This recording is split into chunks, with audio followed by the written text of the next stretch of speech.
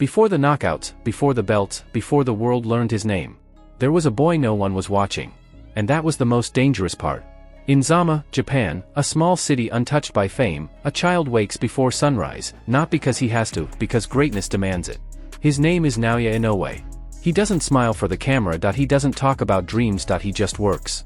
Day after day, round after round. Inside a cramped boxing gym, under the watchful eyes of his father, Shingo Inoue, something rare is being built, quietly. Shingo was not training a star. He was building a weapon. Not with anger, not with arrogance, but with discipline so strict it bordered on obsession. Every punch had a purpose, every step had balance, every movement was corrected, again and again, until mistakes disappeared. Naoya never asked why. He trusted the process. In a sport where power is celebrated, Inoue learned something far more dangerous. Control. As an amateur, he began to dominate Japan's national scene. Opponents prepared for speed. They were not prepared for precision. They rushed forward, they missed, and then, everything changed. What looked calm was devastating. He wasn't winning with rage. He wasn't surviving on heart. He was dismantling people, piece by piece. Shingo never celebrated. No shouting. No applause. Because this was never about today. It was about what Naoya would become. By the time he turned professional, the foundation was unbreakable, the body trained to obey, the mind trained to remain cold under fire. And while the world saw another young fighter, they didn't see the warning signs. Because monsters aren't born in the spotlight. They are built in silence. Power is loud, precision is silent. And silence is what terrified his opponents the most. Naoya Inoue does not fight like other knockout artists. There is no wasted motion. No wild swings. No desperation. Every punch arrives exactly where it is supposed to. His feet are always beneath him, his balance never breaks, his eyes never panic. While others hunt for knockouts, Inoue creates them. The body shot. In boxing, it is a message. A promise. And Inoue delivers it with surgical cruelty. He lowers his level, shifts his weight, and drives his fist into muscle and bone, again and again. Not to finish the fight, but to end resistance. Opponents don't fall immediately, they fold. What makes this dangerous is how calm he remains. No anger. No celebration. Just focus. His face never changes. Inside the ring, chaos surrounds him, but he stands untouched by it. This isn't instinct. This is education. Years under his father's guidance shaped this style: defense before offense, balance before power. Because when power comes from perfection, it becomes unavoidable. Every opponent makes the same mistake. They think they can survive. They think they have time. But timing doesn't ask permission. And when Inoue strikes, the fight is already over. This is not brutality. This is efficiency. And the world was about to learn that precision hurts more than power ever could.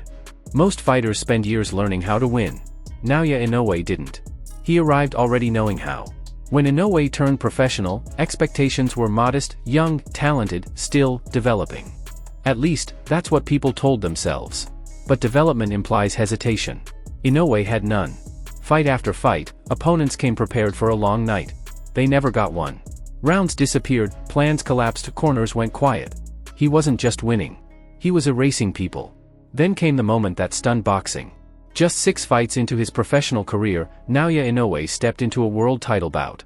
No tune-ups. No safety net. Only belief. Across the ring stood experience, years of survival. A champion hardened by war. On paper, this wasn't supposed to be close. It wasn't. Inoue controlled the distance, broke the body, took away confidence, 1 second at a time. By the end, the title was no longer a question.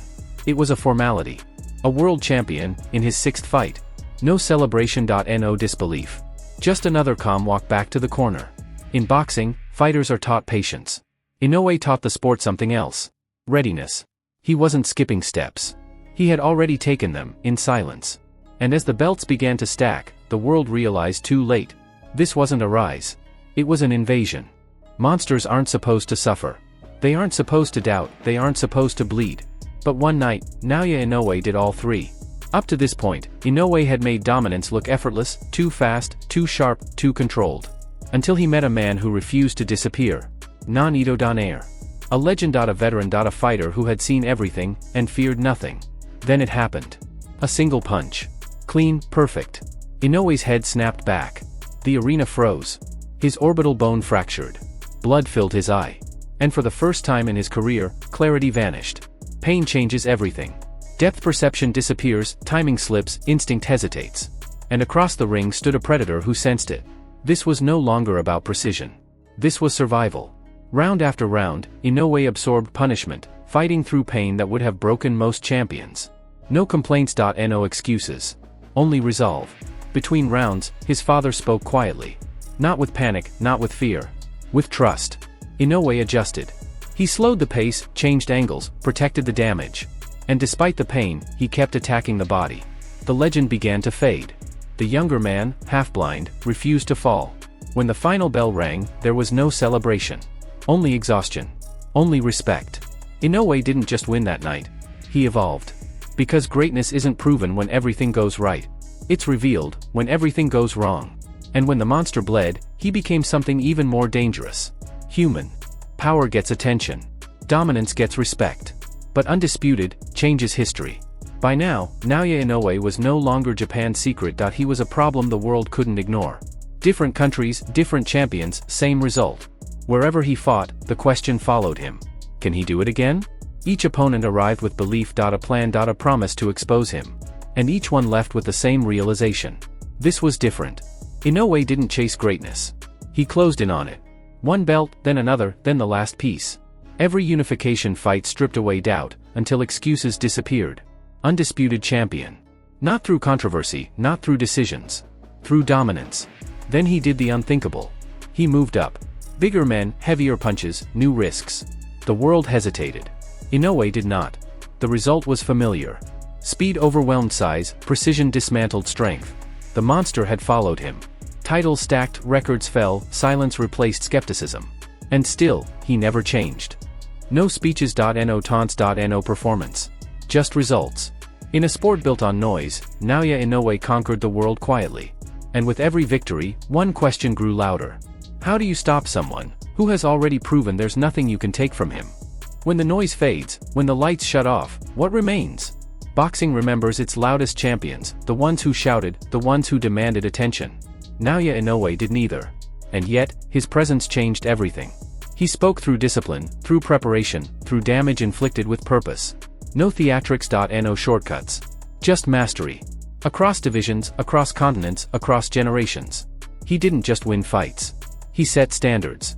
In a sport addicted to ego, Inoue chose humility. In a world chasing fame, he chose craft. And that choice made him terrifying. Fighters studied him, trainers measured against him, opponents respected him, before they feared him. Because legacy isn't built by volume. It's built by consistency. By excellence repeated, until it becomes undeniable. Long after the belts are gone, long after the records fall, the blueprint remains. Naoya Inoue was never trying to be remembered. He was trying to be perfect.